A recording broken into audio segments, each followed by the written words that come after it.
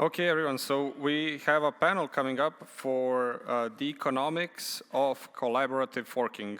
And with us here, we have Bojan from Liquity. Hi, Bojan. Hi there. We have Token Brice from DeFiCollective and DeFiScan. Hello, hello. And we have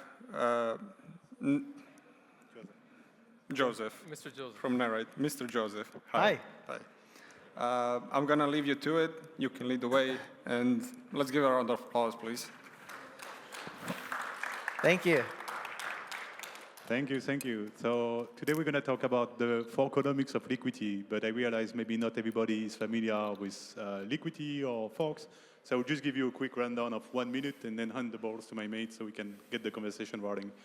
So as some of you might know, Liquity, the first iteration of the protocol launched 4 years ago, is the most decentralized, most resilient stablecoin we've ever seen on the Ethereum mainnet.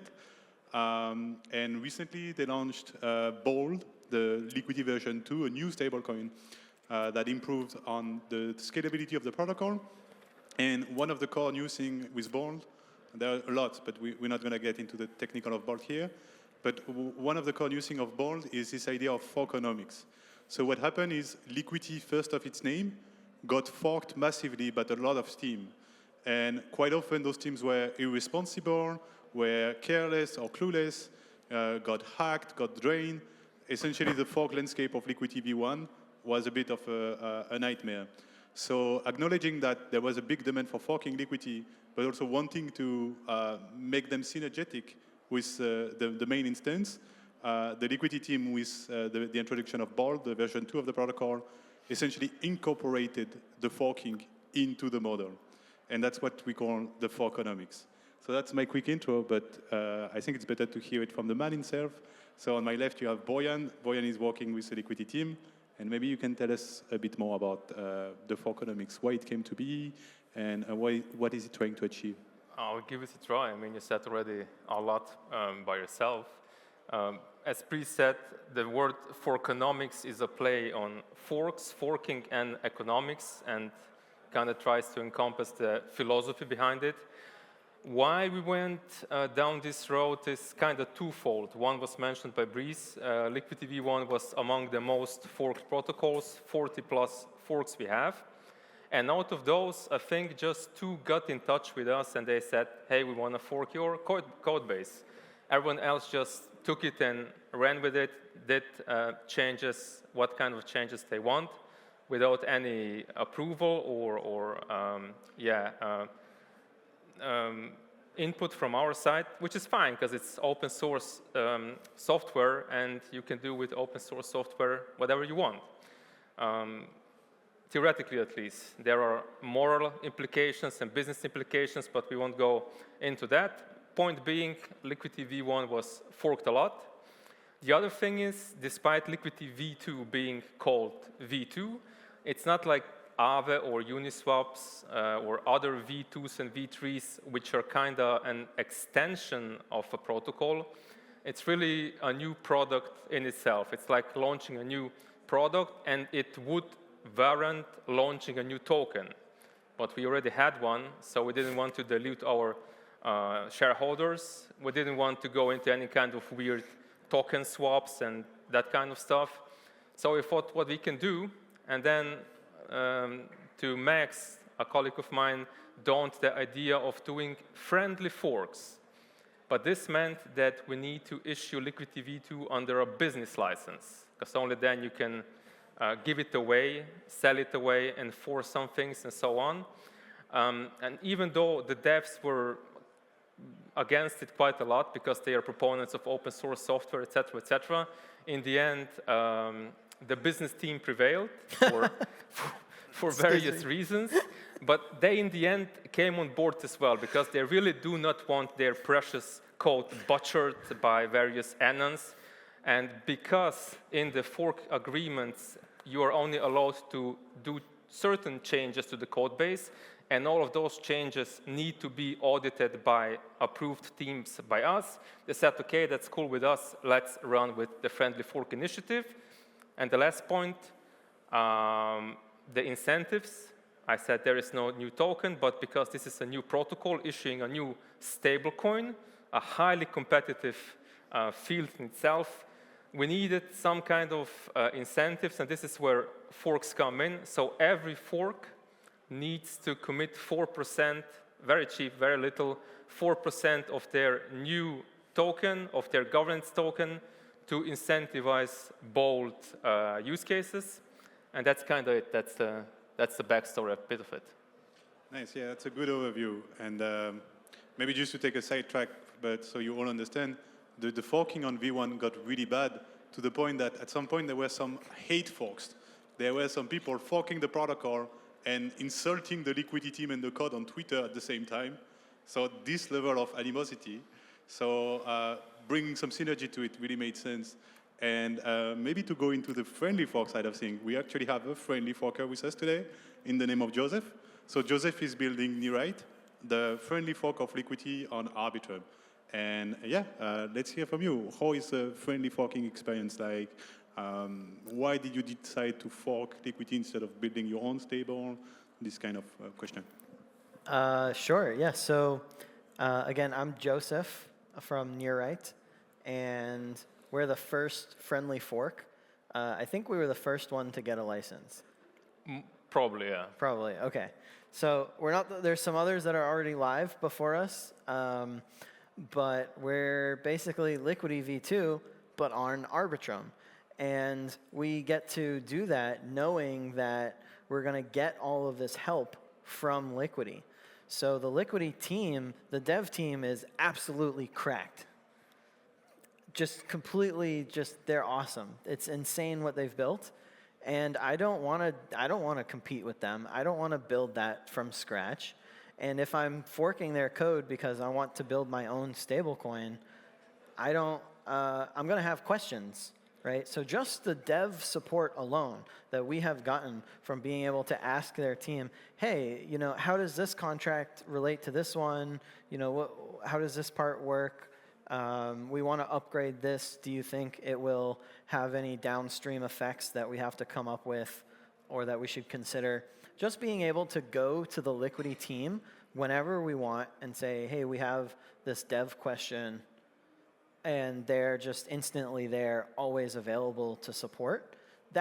Just that alone makes being a friendly fork worth it, and paying a small amount of our governance token to them to do that. That part's basically free. Then we get all the incredible intros, like to Brice, to be able to get customers, right? Because Liquity went from 0 to 4.5 billion in TVL in like a month, right? So people with money know Liquity. People who deposit in these type of protocols know Liquity. And now I don't have to build that brand and that trust around the security of Liquity and just the confidence that the mechanism works. I don't have to build that from scratch. I get to be a little leech and latch on to Bojan and benefit from that, right? But we also get to support back and add our own additions and our own things that make it unique, and bring our own new people in from the Arbitrum community, from the Superfluid community that we're integrating with into Liquity. So it kind of grows the pie and has been a really good deal for us. So I definitely recommend it. That was the first question. Was there another part to that, I think? Let me just add something to add to Joseph, what he said. So we have right now 20 signed contracts. So 20 forks are already committed. More are coming in continuously. And it was really great to see once we announced that via an article that very quickly teams started getting on board, like I want Base, I want Optimism, I want Arbitrum, and whatever. So we have 20 signed. And the great thing about that is that, so all forks have exclusivity. Only one Arbitrum fork, only one Optimism fork, etc., etc.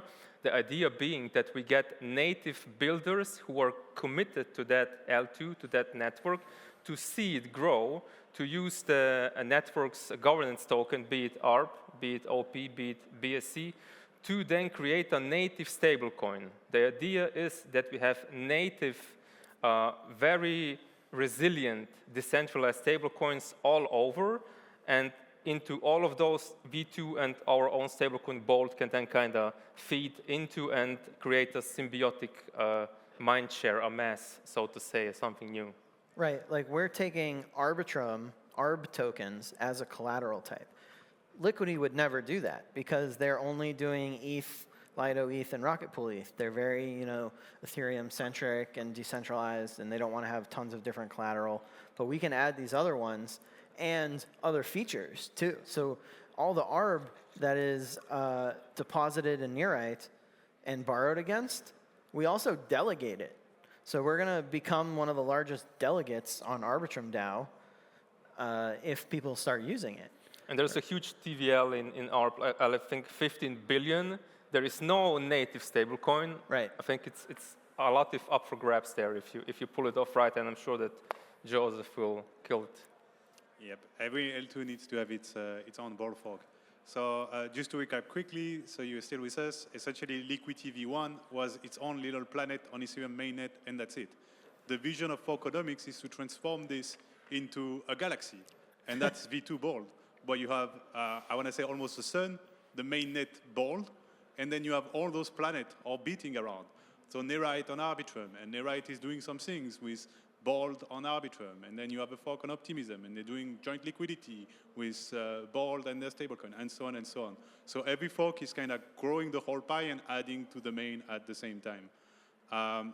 Maybe also, I think Joseph mentioned it, but to make it more explicit, an average project gives about 20 to 30% of the supply to VCs, okay? A fork of Liquity pays 4 or 5% total. 4%. So you can see the difference, right? Because you get the license, and then depending on how much change you do, but pretty much the only thing you have to do is audits. So essentially, you need, let's say, 200K for audits, and you need to give 4% of your governance token supply to either the Liquity community and a share of it to the Liquity team directly. So essentially, economically, it makes tons of sense, even for the forker, because they can have a cap table even completely without VC, like what Joseph is doing. I wanted to highlight this because it's pretty cool, So bigger airdrops. Bigger airdrops, but also no VC involved, so a fairer playing field. You wanna touch on that? Why you made that choice? No, I mean, we could build this from scratch ourselves, and it would take a year and a lot of money, and then you have to fundraise and blah, blah, blah, and work with VCs, and I don't want to do that anymore.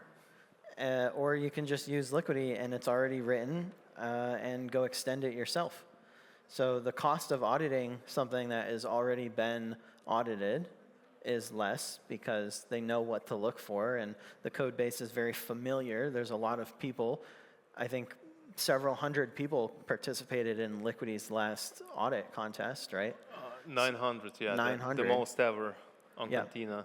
Most ever on Cantina auditors. Didn't find anything, really. And they didn't find anything. So that's the code base I want to use, and we're able to spin that up very quickly. Yeah. Yeah, I wanted to go back on the licensing part. I'm sorry, but I have to. So maybe some context here, but DeFi used to be very idealist, everybody building full open source and yalla yalla. That was like 2019, 2020. But then the party kind of ended, and you had Uniswap releasing the V3 under BSL license. I was gonna bring that up. Uniswap, like, what's the difference? You've got Uniswap, BSL.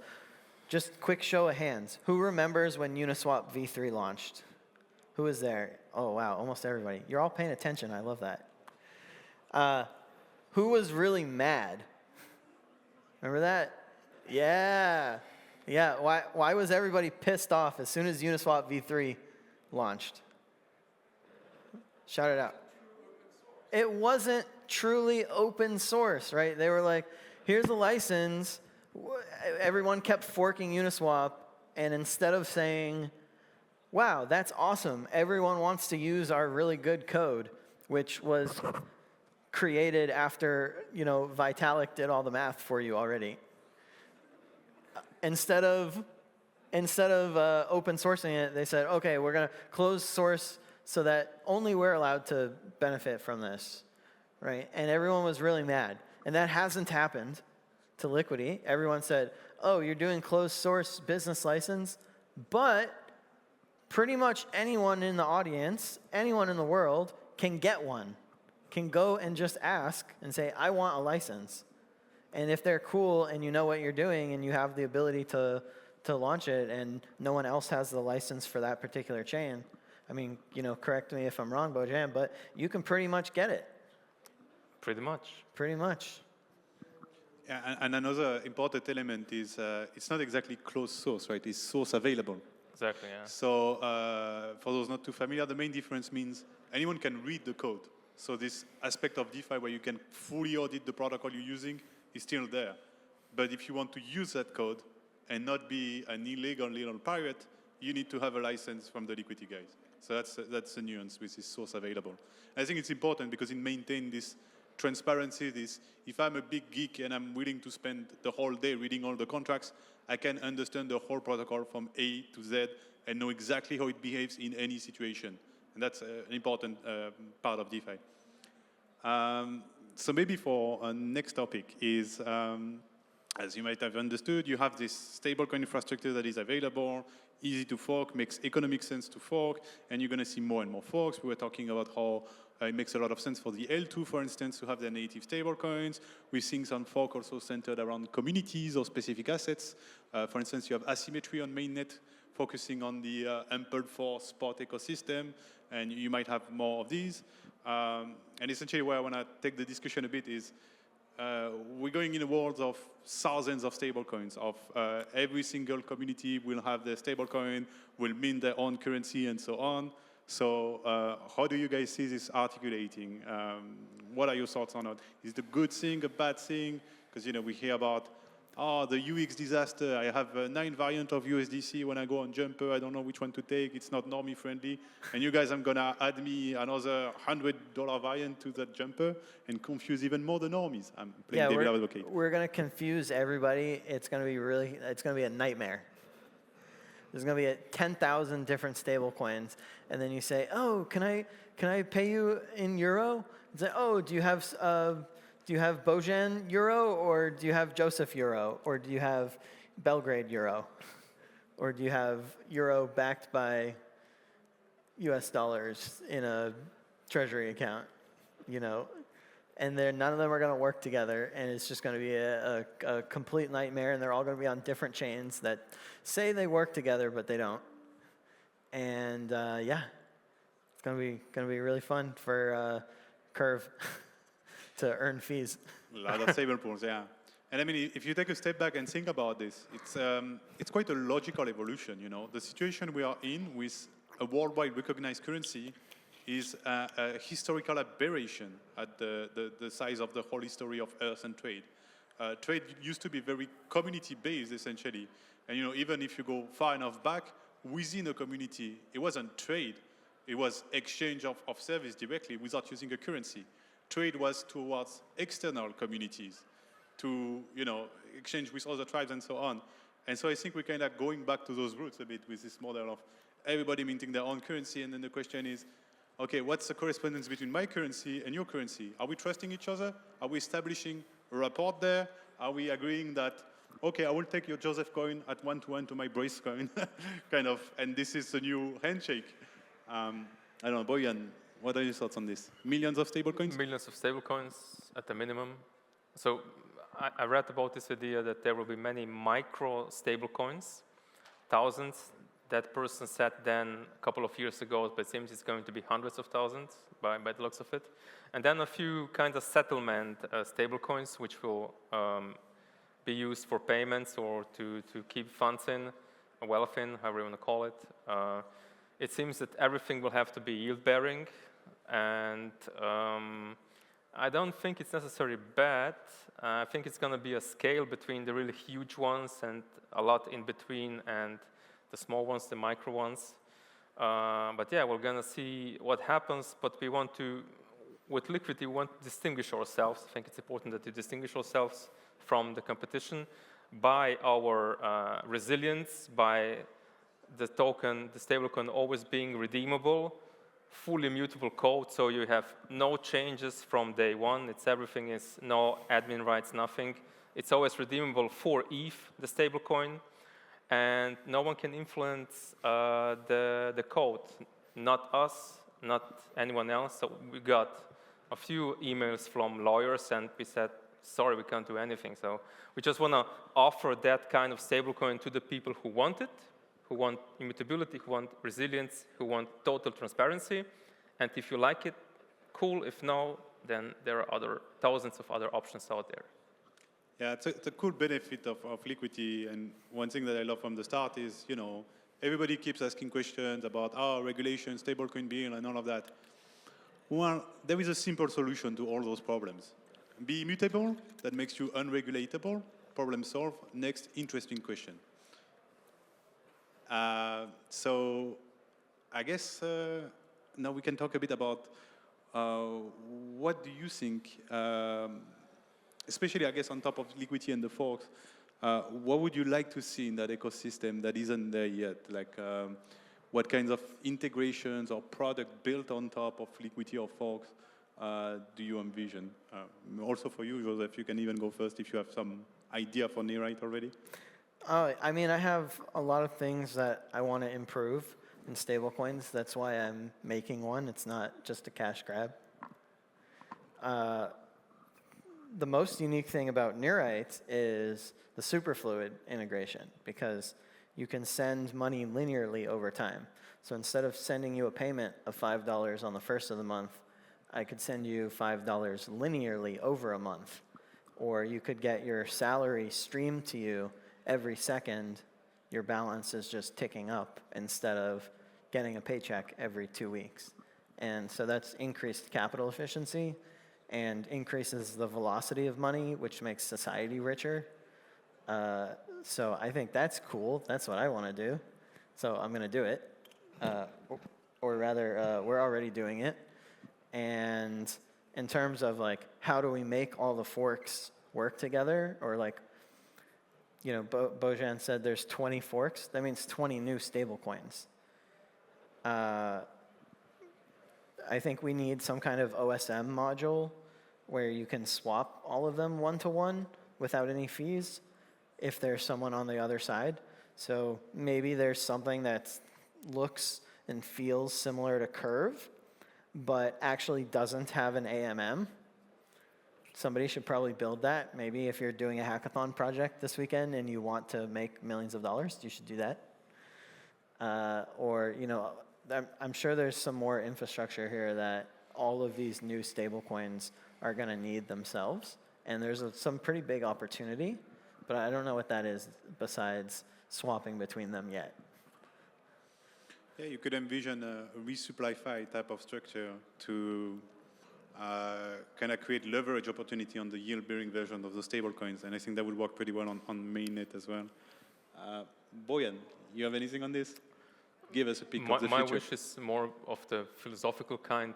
I would kind of like to see those communities, be it Arbitrum or wherever, come together and embrace a native stablecoin on their chain, take it as their own, and stop dumping their tokens and instead start borrowing against it, which like now finally the foundation is starting to do 7 years too late, but we are seeing it. So I would like to see communities gather around those stablecoins because they are not just some US Treasury related, I don't know what, on-chain thing. It's a native, specific for that chain designed stablecoin, and it should be used mostly on that chain and do some good to that chain, for that chain. 2 words. Yeah, I guess one point we haven't touched too much yet, but roughly top of my head from the latest time I checked DeFi Llama, but we're talking about what, 150 billion stablecoin on chain, out of which you are talking of 149 plus are essentially some form of wrapped T-bill. Yeah. Wrapped Ethereum. No, wrapped T-bill. So essentially they're treasury bill, US dollar treasury bill, and they're just some form of representation of it on chain. So, whole USDC is that. USDT, it's a bit less direct, but it's essentially the same thing. So, and that would be, I guess, the closing word. So, it's the big question of the fork choice on Ethereum. It's not the community that will choose if there is ever a big contention. It's USDC and Tether. because we gave them that power, because they decide what happened. They pick the forker. The chain they go to will be the most adopted chain and essentially canonical. There might be the other chain surviving because little punks like me and others will fight for it, but it's huge, the power we gave to those central stablecoin issuers. And it's insanity that we haven't reacted before to take back control over Ethereum, essentially. It's really like fundamental level question, I don't know about you, but I didn't came here and I didn't invest myself in DeFi over 6 or 7 years to essentially work for a more fancy technological version of the US government. And that's kind of like what's happening with the centralized stable.